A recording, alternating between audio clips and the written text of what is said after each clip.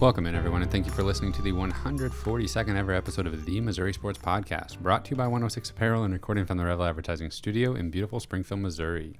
I'm one of your hosts, Cameron Albert, alongside my good friend and fellow Mizzou fan, Kyle DeVries. How are you doing today, Kyle? Great, Cameron. How are you? I'm doing well. What have you been up to? Oh, not much. What about you? Okay, you can't just immediately just non-answer and just give it right back to me. intro. Yeah. Getting ready for this podcast. How about you? Oh, yeah. Same. Been doing a little research. Okay. I'm doing a little research on a guy named Scott Linehan. Heard of him? Oh, I've heard of him. Well, last week we didn't announce it. We talked about how he was an offensive analyst. Broke the news, we broke the news that Scott Linehan is going to be an offensive analyst with Mizzou, and then I also followed it up with I don't really know anything about him. So Former St. Louis Ram head coach. So here we are, and I've done a little bit of research. I'm going to tell you what he's been up to. Let's hear it. After being the Rams head coach from 2006 to 2008, Scott Linehan then was the Detroit offensive coordinator, Detroit Lions, that is, from 2009 to 2013. Was he successful there? He was all right. Okay. Dallas Cowboys OC from 2015 to 2018. Then LSU passing coordinator in 2020. So he didn't get to work with Joe Burrow, but so that's what he's been up to. Now he's an offensive analyst with Mizzou, and who knows what that means. Yeah. Really hitting the books hard. How many offensive analysts do you think there are? I have no idea. I mean, there's like graduate assistants that do that kind of stuff too, I think, but they're feed and drink everything he knows. I guess. It's an interesting position. You don't hear as much about defensive analysts. It's usually offensive analysts. Maybe there's less to analyze. I bet they are just as plentiful. Okay. Maybe. Just not as big name, I guess. Yeah, probably. You're not getting those former NFL head coaches as defensive analysts. Anything else you want to say about Scott Linehan? That's pretty much it. I'm happy to have him on board. Yeah, me too. I've said that. I think this is the third week in a row. I think I've said that I'm happy to have him on board. Yeah, looking up Scott Linehan sent us into a quite the rabbit trail of Rams trivia. So, oh yeah, rest in peace. Man, St. Louis Rams. We hardly knew you. Okay. Well, Kyle, we've got a lot more to talk about besides just Scott Linehan. But before we do that, I want to remind everybody to check us out on YouTube. Subscribe there. Even if you don't watch the video podcast, we would still appreciate you clicking subscribe. And also don't forget to check us out on Patreon. That's where you can support the podcast directly. And there are different tiers with some perks that you can unlock with different levels of support. And that is patreon.com/Missouri Sports Pod. Kyle, the defensive side of the ball for the Missouri Tiger football team got a big commit in the last couple days. And I was trying to think of the timeline of it because we talked about him quite a bit last week. It was last Friday, I believe. And we were pretty sure that he was going to commit to Missouri, and he did, and that is Marquis Gracial. And that's a huge pickup for Coach Drink and the defensive side of the ball because he's one of the top players in the state of Missouri, and he's staying home.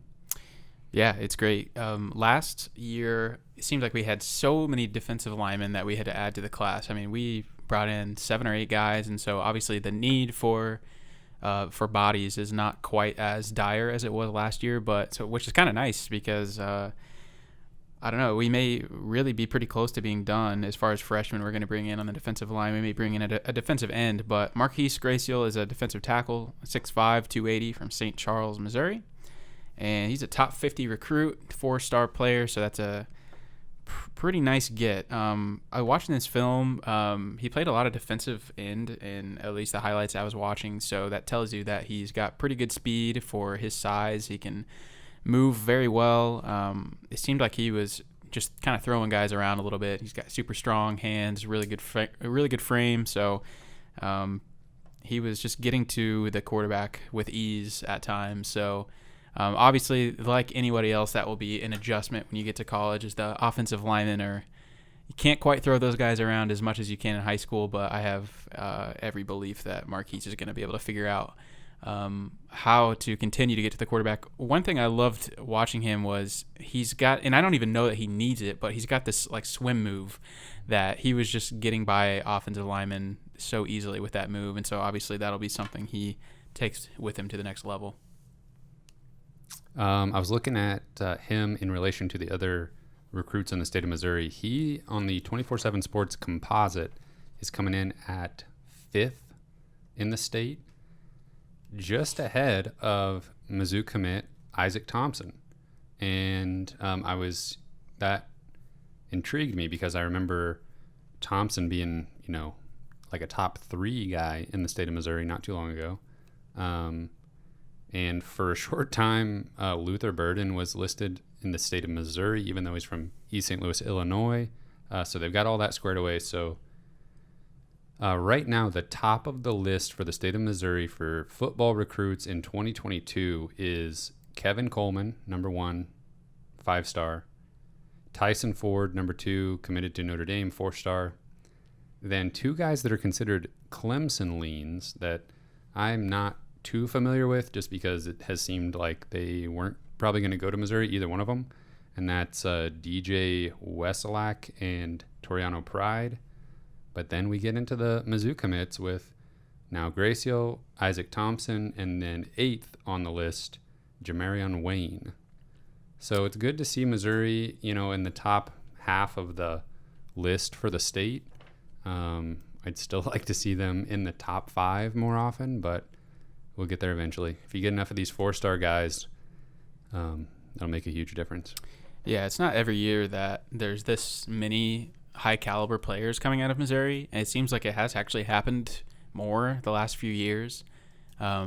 Most notably, the Tiger 10 year seemed like really was the first year that it happened in a while where we just had all these 4 and 5-star players, at least in the recruiting rankings. But Toriano Pride is probably our best shot as far as those top 4 or 5 guys. I think he's kind of a coin flip between Mizzou and Clemson, but anytime you're going head to head with a program like Clemson for a guy they truly want, it's a tough pull for sure. But yeah, I mean, so many talented guys on that name that Missouri has already have committed or have a shot at. It's really exciting. And we were talking about before this episode that when we get a little bit closer to the recruiting event that's held in Columbia called Night at the Zoo, we may dive a little bit deeper into who is already committed and who is still out there that could choose Missouri, and the guys that are going to be at that event, because that's usually a pretty good recruiting event for Missouri. And we think it'll probably be the first one under Coach Drinkwitz. I don't think there was one last year. I don't remember anything too notable last summer that they did. It wouldn't. Last year was not really the environment for these type of events, considering coaches couldn't even go visit anybody.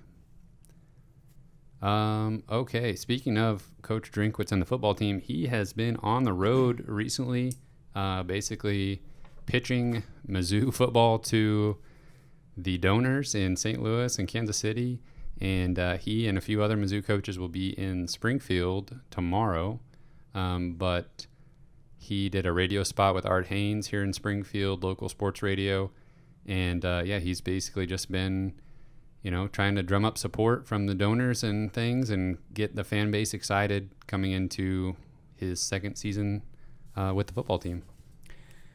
We've talked about it many times on this podcast before, but just the stark difference between Coach Drinkwitz and Coach Odom, and we liked Coach Odom. I don't want to make this seem like a us versus him kind of thing, but there's truly a massive difference in how they go about their business as a head coach. And Barry Odom was just kind of the old ball coach. He's a former player and he lightened up a little bit as time went on, but for the most part, he was kind of all business, and kind of seemed like he was only at these functions because he had to be. But man, Coach Drinkwitz, he has got an innate ability to not only be in the captain's chair of Mizzou football, but to really sell the program. I'm not sure I've seen anything like it. Just his ability to he's so charismatic, and he just understands at an unbelievable level how important it is to sell the program in every corner of the state, and his knowledge of the state in the past year just seems to be pretty extensive. His awareness is unbelievable for that kind of stuff. Yeah, he's put in the like research and the background work that you have to think about. Like, you have to stop and think. We're lifelong Mizzou fans. We're talking about, and we've lived in the state of Missouri our entire lives. And he comes in and he just kind of walks the walk and talks the talk of somebody that is, fully integrated into Mizzou.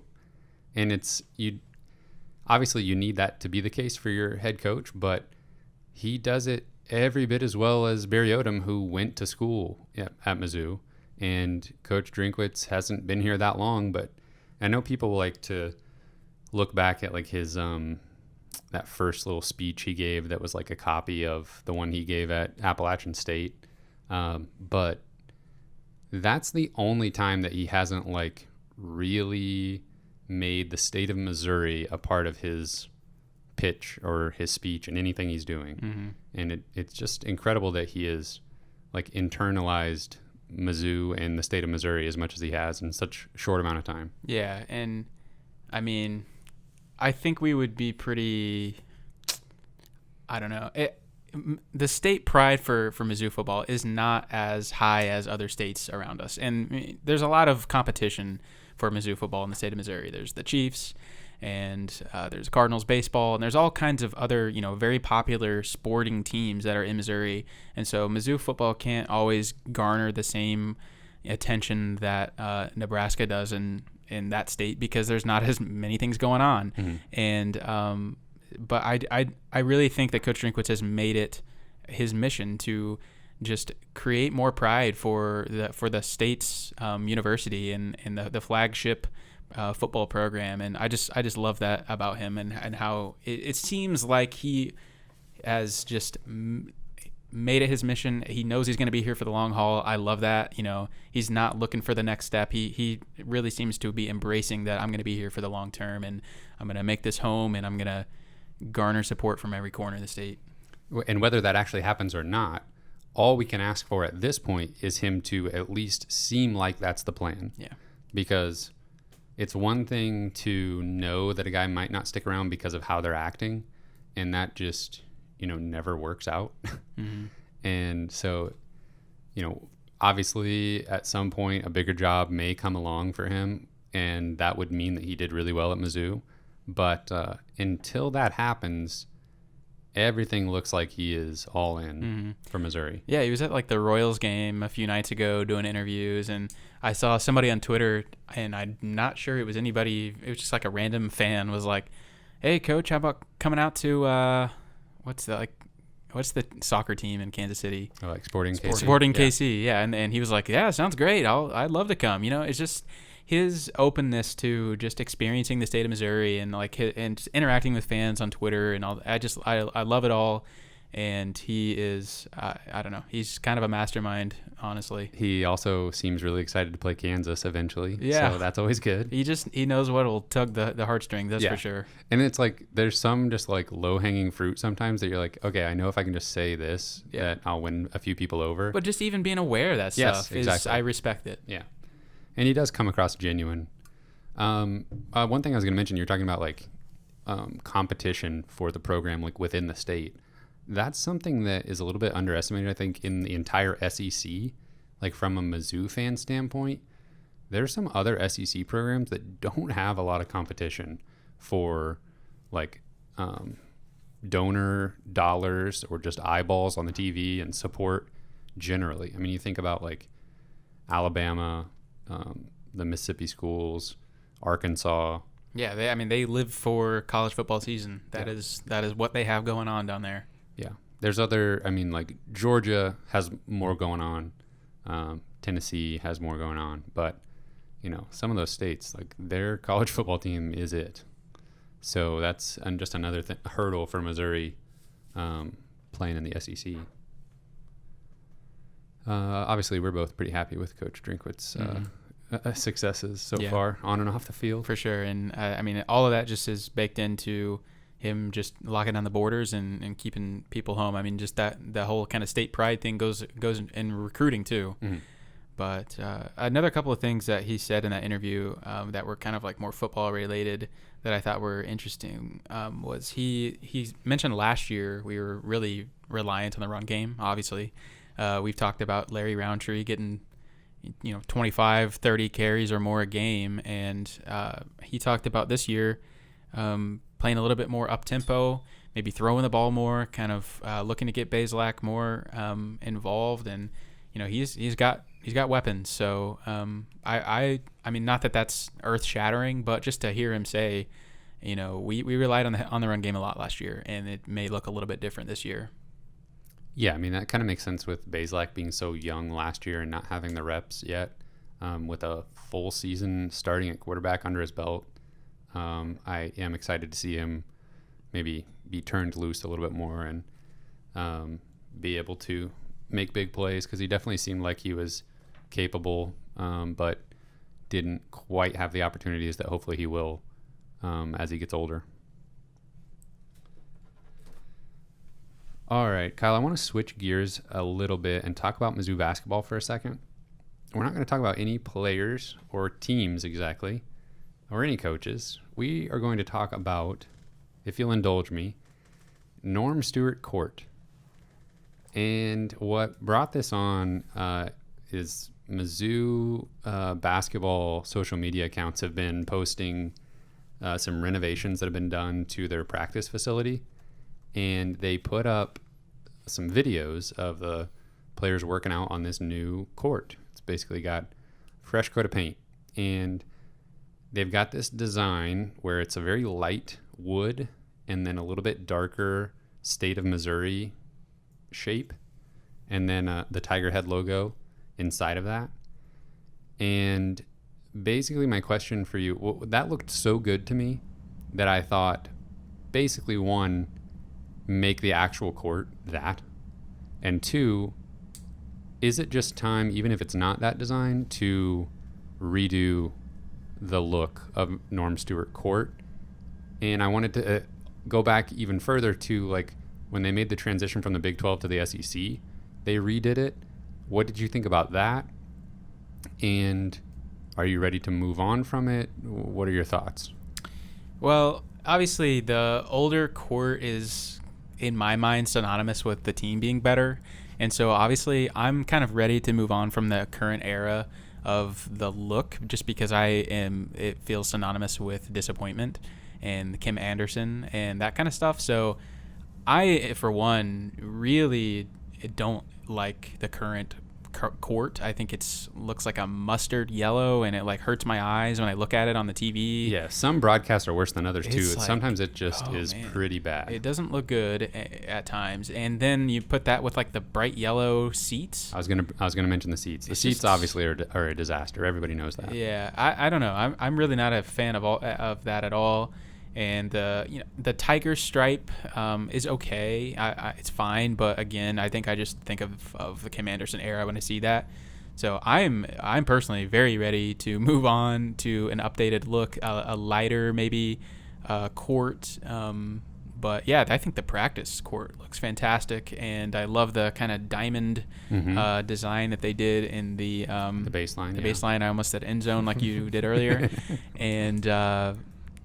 What was it? What else was I going to say? I don't remember. But the state of Missouri. Oh, you and everyone else. I mean, basically said that. Yeah. Like, make this the court. Like, surely they are aware of the fan feedback. I mean, it was overwhelming, the response from the fan base about that being much better than the current court. So the one pre-SEC had Missouri on the baseline. It didn't have the black baseline at all, and it didn't even have the paint. Was not a different color than the rest of the court, and obviously it had the Big 12 logo in the middle of it, and the Missouri Tiger Head logo was sitting on top of a state of Missouri outline. So it just seems like there's a perfect, it's like they struck a perfect balance with that practice facility court of some of the best things of the old court, some of the best things of the new court. Nowadays we have that kind of tiger stripe going on the baseline. It says Mizzou instead of Missouri. No state outline. Tiger head logo in the middle is a little bit bigger, and the paint is black. So there are aspects of that I like, that they could literally just smash the two together and have something really cool, I think. Man, if you put that practice court on the real court and made all the chairs like black, Yeah. that would be so cool. Yeah. And I don't know, I just think like a cool home environment is so important, and it would maybe not be so obvious whenever some of the seats aren't filled and stuff if they were black. Yeah, put the student section across from the TV cameras while you're at it. I'd be fine with that too, if we can make sure the students show up. Surely they would if they were front and center. Maybe, but I'm not even really a visual type. Like, I'm not an artist whatsoever, but I feel like some of those things are just kind of obvious. Yeah, and it almost seems like I said earlier, it is dependent on the broadcast sometimes, but there are times where it just looks so yellow. Yeah, it's bad. It's very strange. But shockingly, we are in agreement when it comes to Norm Stewart Court, and I think a lot of Mizzou fans agree with us. I do have something slightly tangentially related to this. I don't know if you are. I'm ready for okay. That.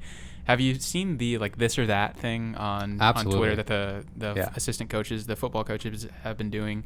One of the questions on that is the Block M logo or the Tiger Head logo, and most of the coaches have picked the Block M. Not surprisingly, of course, Eli Drinkwitz has picked the Block M, and it seems like he has been a big part of why that's so prominent. Yeah. What are your thoughts on that? What would you select if you were doing that? If I'm doing that, I'm picking the Tiger Head logo. Me too.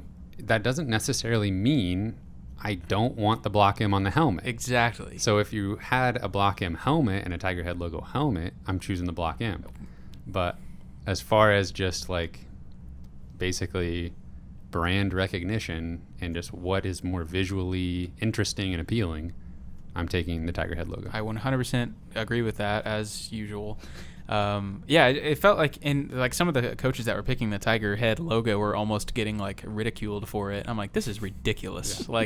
Come on. It's just it's a literal M. Okay, it's I understand that it's iconic on the helmet, you said, but just freestanding, how can the Tiger Head logo is beautiful. Yes. So I don't know. Yeah, I agree with you there. You remember when we rated all the SEC logos? Oh yeah. It's fierce. See if you can find that episode number. We'll make sure people go check that out. Symmetric. Do we want them to? Oh, absolutely. I don't know. Mizzou has a good logo, and I don't know, but of course it's good enough that 50 zillion high schools in the state of Missouri have copied it and just tweaked it a little bit. Changed the color a little bit. Yeah, I agree with you there. I was thinking that maybe just as a joke, or I guess it would have to be a joke, we would just do that entire this or that thing, the exact same one as the coaches, and post it. We'll see. Okay, that's enough of that. I don't know if I want to get ridiculed. Oh yeah, we'll debate people on air. Okay, Kyle, if you want to get ridiculed, here's your opportunity now. Oh, great. Because I want us to pick individually, and maybe we'll come up with the one that represents the podcast. Mizzou football all-time Mount Rushmore. The Mount Rushmore of Mizzou football players only. So Mount Rushmore means 4 individuals that really they are what you think of when you think Mizzou football. Are you up for that challenge? I'm up for it.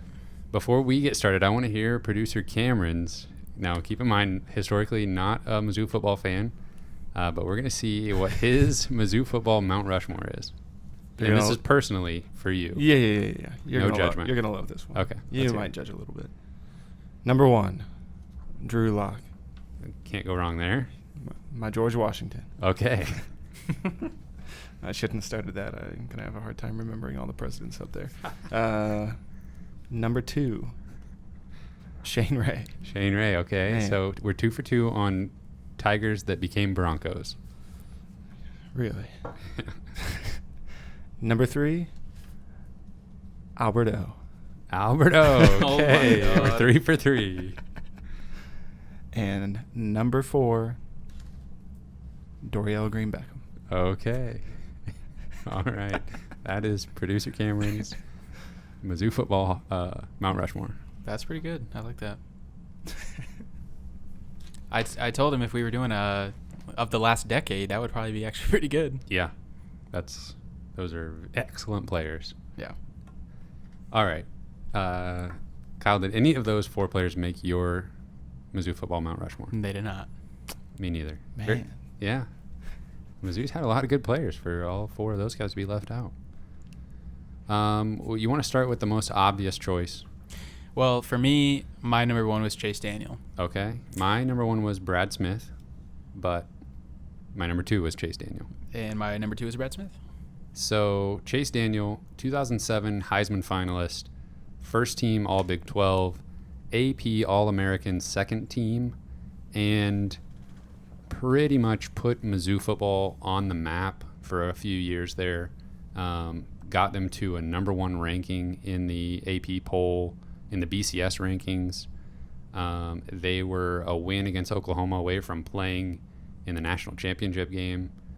And what more can you say about Chase Daniel? All-time leader in Mizzou history in passing yards, passing touchdowns, career, that is. And just obviously one of the best players to ever play, and gone on to the NFL and been the most successful, at least money-wise. Most successful backup ever. Most successful NFL backup quarterback in the history of football. Yeah, I mean, you summed it up pretty well. Just as far as like personal memory-wise, I mean, I remember my first Mizzou game ever was 2007. They played Nevada, which interestingly First enough, game you went to in person? Yes, Yeah. sorry. Interestingly enough, the quarterback for Nevada was Colin Kaepernick. Colin Kaepernick, and they destroyed them. I think Jeremy Maclin was done by the second quarter. He had like 2 touchdowns. One of them he just took to the house on like the first couple plays of the game or something. It was unbelievable, but just so many fond memories of growing up watching Chase Daniel play, and truly was the peak of Mizzou football in my opinion. Yeah, the classic Sports Illustrated cover, Chase Daniel, and it says Mizzou, that's who. The Tigers are number 1 for the first time since 1960. Can they beat Oklahoma? And for some reason that game never got played, and that was the end of the season. So yeah, we'll never know. That was weird. But yeah, Chase Daniel, no-brainer. I think any Mizzou fan is going to have him in their top 4 players of all time. And I think that's also true of Brad Smith. He was the first player in NCAA history to throw for 8,000 yards and rush for 4,000 yards in his career. And he was the prize player for Gary Pinkel's early teams. And if it weren't for Brad Smith, Gary Pinkel's time at Missouri could be drastically different, because he wasn't like Pinkel's teams weren't coming out the gate super hot early in his career. Mm-hmm. And being able to get Brad Smith and utilize him well, I think bought Pinkel a couple more years after that to where he could really get rolling. Sure. Yeah, I mean, I've heard him even describe Brad Smith as the catalyst that kind of just was the slingshot for continuing his career. And man, he really changed the program at that time for sure. Still to this day, most rushing yards and rushing touchdowns in Mizzou history. And he was a quarterback. And he unreal. Could still, sit back and beat teams with his arm if he needed to. Yeah. And I remember I have a specific memory of Brad Smith led Missouri team giving everything they had against a Vince Young led Texas team, but falling short. And that was kind of I was super young, so Mizzou fans already knew who Brad Smith was and everything. But as a kid, that was a wake-up game for me to be like, oh, okay, yeah, Mizzou football. Here we go, Brad Smith. We've got something here. Mm-hmm. They weren't ever able to get over the hump nationally with Brad Smith like they did with Chase Daniel. Chase Daniel was like okay, now Mizzou football is a real thing that people are going to know about that aren't like diehard Mizzou fans. He had a better team around him for sure. Yeah, absolutely. But it all got started with Brad Smith. All right, so I feel like from here on out, for like the third and fourth choice, you could go a few different directions. The first name that came to mind for me is Kellen Winslow. And I don't know how much you want to factor in like what they did after their time at Mizzou. We mentioned Chase Daniel. Brad Smith went on to play wide receiver. I was looking up his combine stats. He ran a 4.46 40 at like 6'2", 217. And he was a great return man. I want to say he got drafted by either the Bills or Jets. He played for both of those teams for a little while as a receiver and return man. So I always enjoyed watching him in the pros. But Kellen Winslow kind of blows everybody else away when it comes to what they did as pros. Yeah. But he was two-time all-conference selection in the Big Eight. And he's from East St. Louis, Illinois, which I didn't know until doing a little bit more research. He was a consensus All-American in 1978. He was a first-round pick in the NFL draft. And he is a college football and pro football Hall of Famer. Yeah, I think you really probably have to include Kellen Winslow on the Mount Rushmore. Just because of what he accomplished professionally, it really kind of blows everybody else out of the water. And a first-round draft pick, there's not, Mizzou's had a lot of good players, but not a whole lot of players that have put up those kind of accolades and those kind of numbers professionally. So you're kind of getting into elite company when you're looking at what he accomplished. I was reading a little bit more about his stats as a collegiate player, and just to tell you how much the game has changed since the 70s, he led the conference in, I might get this slightly wrong, I think it was tight end receiving touchdowns 2 seasons, and he had 3 touchdowns and 6 touchdowns, I believe, in those 2 seasons that All he about led. those measurables. Yeah, led the conference, but obviously tight ends weren't quite being used the same way they are now, even in his NFL career. I mean, vastly different game as far as tight end usage, but he still was incredibly productive. Did you have him included in your top 4? So basically what I did was I had 3 guys, and then for my 4th, I kind of just listed 3 or 4 guys that we could kind of throw out names and just kind of discuss. And Kellen Winslow was kind of one of those guys I threw out for that 4th spot. But historically, when you really look at it, though, he's probably the best candidate out of these 3 or 4 guys that I came up with for that last spot. So if I had to pick somebody, I'm probably picking Kellen Winslow as my 4th. Who did you have then as your 3rd? Jeremy Maclin. Okay, interesting choice. Okay. We'll talk about him now because actually I left him off. He was like an honorable mention for me. But yeah, Jeremy Maclin, I almost had to like leave my personal bias out to leave him off this list because he was part of, my childhood growing up with. Once I, to the point where I was actually able to understand football a little bit better and, really have a rooting interest in Mizzou, the Chase Daniel, Jeremy Maclin connection was just electric, and he definitely is one of the greatest players in Mizzou history, and he only played 2 seasons. And one of those he was first-team All-American, and he was setting records for all-purpose yards, and just incredible talent. Yeah, exactly. Just pure talent. There's not maybe nobody that's more talented than Jeremy Maclin that's played for Mizzou. He's just athletically just unreal what he was able to do. I remember watching one of the first times I was really interested in the NFL draft was waiting to see who would take Jeremy Maclin. And I have a Jeremy Maclin Eagles jersey that I got after he was drafted by them. And a funny story, one time I was at like Walmart or something and I was wearing that jersey and somebody was like, "Oh, are you from Philly? Like, go Eagles, or go Birds," or something. And I was like, sorry, like Jeremy Maclin played at Mizzou. And he was like, well, I don't care, go Birds. I was like, okay, cool. Yeah, I remember watching him score some big touchdowns for the Eagles for sure. He was kind of a deep threat for them. That season where Michael Vick kind of had like a resurgence and they had Deshaun Jackson and Jeremy Maclin, there was some pretty amazing touchdown plays there. And I remember watching him as a Chief as well, kind of later in his career. He was injury prone at times, but still had some pretty electric plays. And the Chiefs were not very good when he played for them, and they especially were not very good in the pass game. Was that like during the stretch where they didn't throw a touchdown to a wide receiver for like 87 games? Yeah. So that was unfortunate, but he did have some big plays for the Chiefs, but I think his prime was definitely with the Eagles. He is.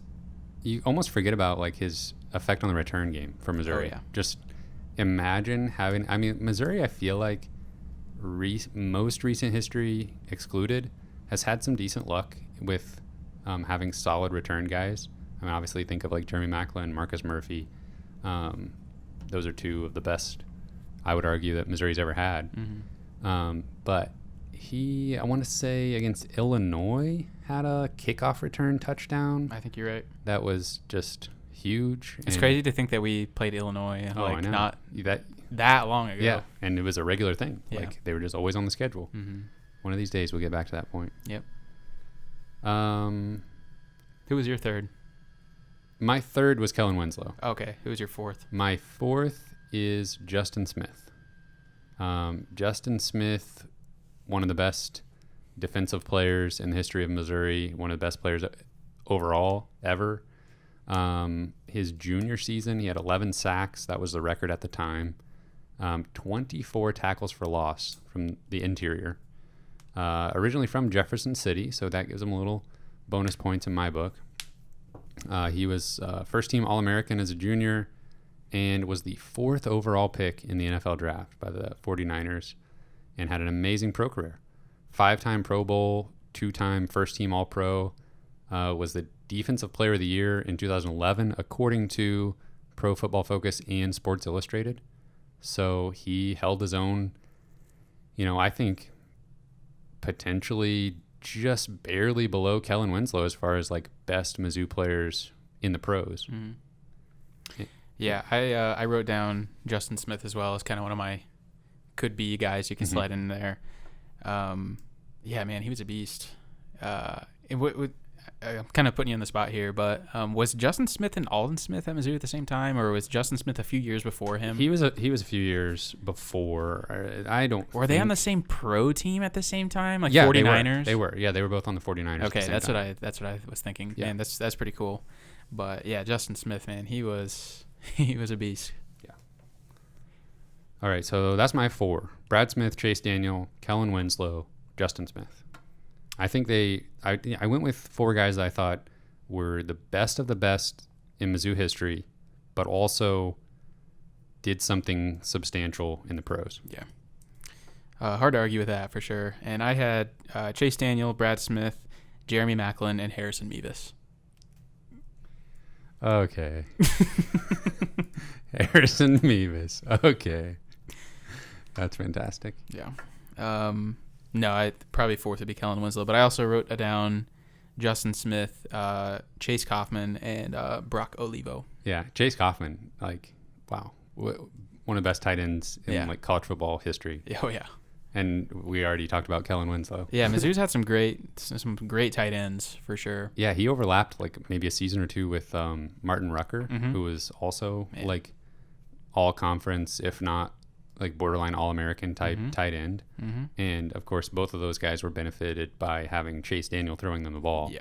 But I'm pretty sure Chase Kaufman has the record for receptions in a season and career for Missouri, and receiving touchdowns in a career, I believe.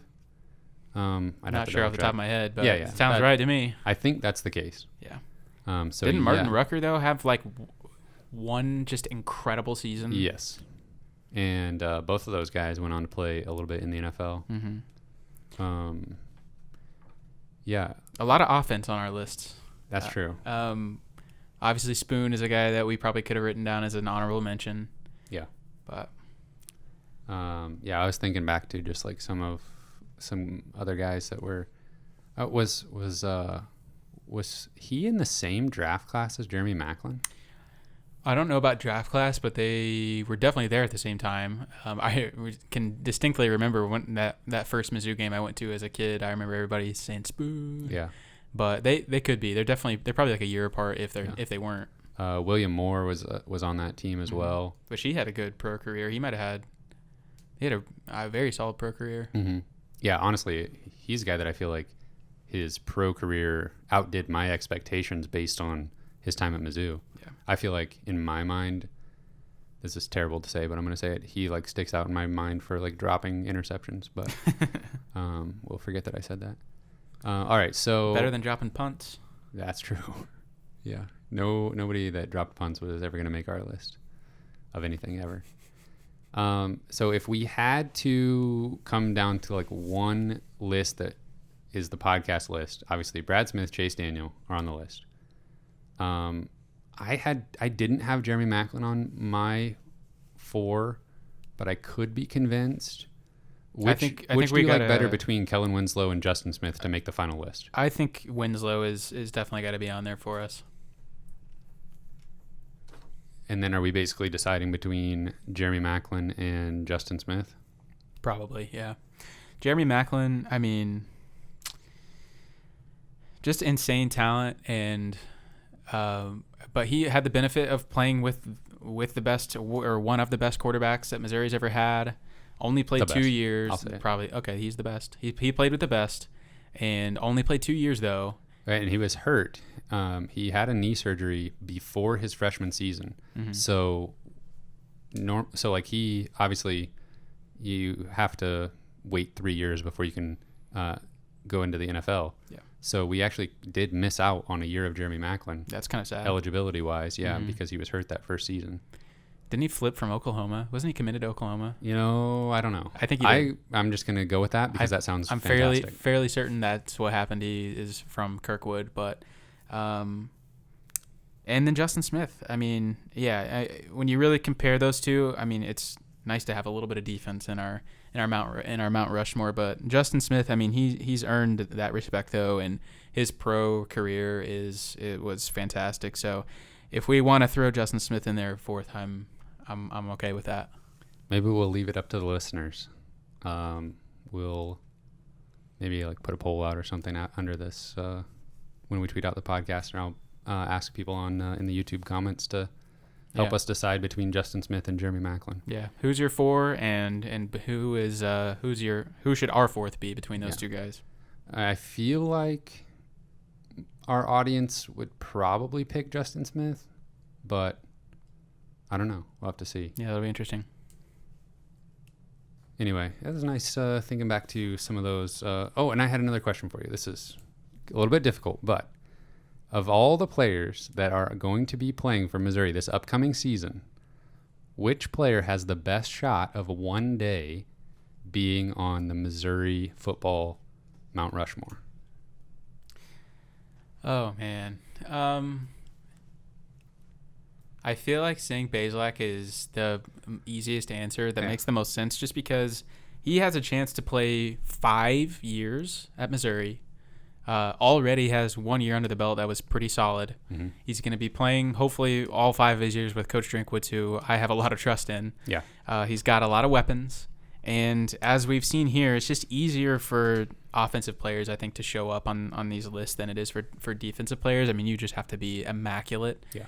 And I think he has some pro prospects. He doesn't have like insane measurables or anything like that, but I think he definitely has a chance to play professionally. So when it's all said and done, I think Connor Bazelak has everything he needs to be an all-timer. Mm-hmm. Mm-hmm. Yeah. Not saying it's going to happen, right. But if I had to pick somebody, I think Bazelak makes a lot of sense. That makes sense, yeah.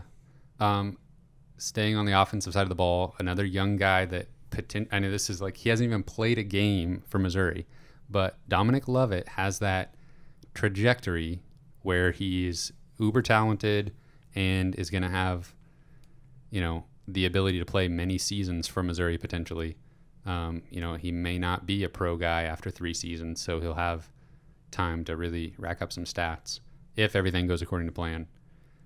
I was trying to think if there's anybody on the defensive side of the ball that, we didn't have any no like cornerbacks really came close to my list because we've had some really awesome like secondary players, but they just don't really come close to Justin Smith. I mean, obviously no Mizzou defensive player does really because of him playing 3 seasons and, you know, being drafted in the top 5 of the NFL draft. But, you know, we have had like a Shane Ray, Alden Smith, those type of guys that break records and are good pros. But yeah, I don't know. I'm trying to think. I don't think there's anybody on the current defensive squad that has that kind of ability to stack up against it. I mean, you said like, you know, Shane Ray, Michael Sam, Marcus Golden. There's so many guys that were incredible, and we didn't even think of them for 1 second for a list like this. So it's just very, very difficult, especially and like cornerback. Like that's a very important position on the field, but not one that has a lot of like, I don't know. You don't. I feel like EJ Gaines, one of the best, or like. It's not really a player. It's not like a position that like stands out as far as like star power. Typically, you'd have to play 3 or 4 seasons and just like lock down everybody. Maybe like Ennis Rakestraw. Yeah, maybe. But I feel like at that point we'd be only talking about a player who just like blew up and went like top 10 in the NFL draft or something. Yeah. After like an All-American season. All right. Well, that's our Mizzou football Mount Rushmore. Mm-hmm. Give us your thoughts. Give us your top 4.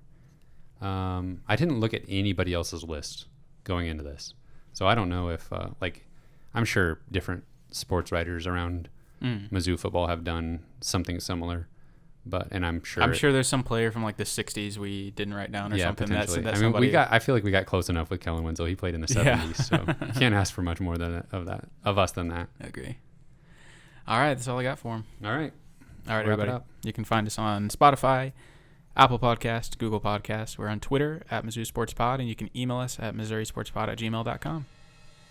You can find our t-shirts and stickers on our online shop, MissouriSportsPod.BigCartel.com, or you can head over to Patreon.com/MissouriSportsPod and sign up for the membership level that gets you merch. Also, the logo ranking episode is episode 92 if you want to go see that nonsense. That was a great episode, one of our best. Thank you everyone for listening. We will see you next week.